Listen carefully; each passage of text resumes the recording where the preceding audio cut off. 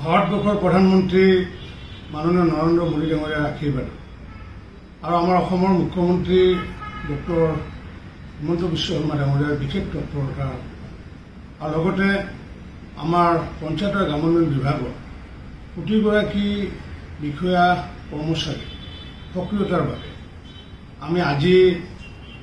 10 লাখ প্ৰধানমন্ত্ৰী আৱাস যোজনাৰ ঘৰ নিৰ্মাণ আমি সম্পূৰ্ণ কৰিছোঁ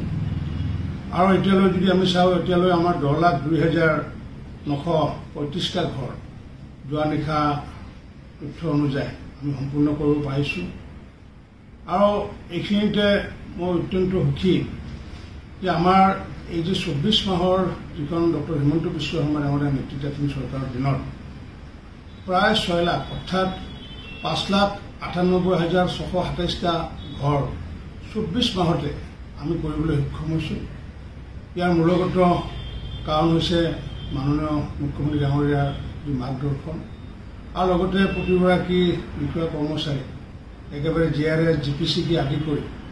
একিউৰেটেড ইঞ্জিনিয়াৰকে আদি কৰি সকলোৱে যি ধৰণৰ কাম কৰি আছে তাৰ কাৰণে আজি সফলতা পোৱাৰ কাৰণে অসমবাসী ৰাইজৰ লগতে সংশ্লিষ্টসকললৈ মই অভিনন্দন জনাইছোঁ আৰু আমি আশা ৰাখিছোঁ যে বাকী যি নিৰ্মাণৰত অৱস্থাত যি 9 লাখ ঘৰ আমাৰ আছে সেই 9 লাখ ঘৰ অহা মাৰ্চ মাহৰ 31 তাৰিখৰ আগতে সম্পূৰ্ণ কৰিব লাগে যদিও আমি তাতকৈ আগতে এই লক্ষ্য আমি নিৰ্ধাৰণ কৰি ৰাখিছোঁ। গতিকে মই সকলো বিষয়া কৰ্মচাৰীক পুনৰবাৰ অভিনন্দন জনাইছোঁ আৰু ধন্যবাদ জনাইছোঁ। আহক মাননীয় প্ৰধানমন্ত্ৰী ডাঙৰীয়াৰ মাৰ্গদৰ্শনত একেবাৰে নিষ্পেষিত শোষিত বঞ্চিতজনক যি সহায় কৰা যি সকাহ দিয়াৰ ব্যৱস্থা কৰিছে তাক আমি সকলোৱে ধন্যবাদ জ্ঞাপন কৰোঁ। নমস্কাৰ, ধন্যবাদ।